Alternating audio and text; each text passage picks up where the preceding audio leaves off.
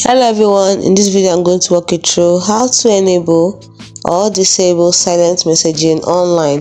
The first thing you do is open up your Line app, then you tap on the gear icon at the top right corner, then you scroll down to Line Labs, tap on Line Labs, and then here you have silent messaging. Make sure it is turned on. So silent messages allows you to send messages without notifications when you don't want to disturb the recipients. You can send text, photos, videos, and stickers as silent messages. To try it, you tap and hold the send button after enabling this option.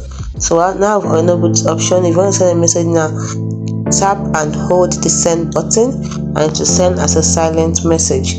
So if you do not want this, simply turn it off.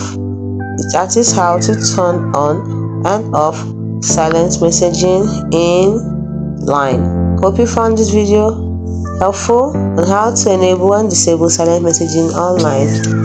If you did, like and subscribe to the channel for more helpful tips like we put up every day.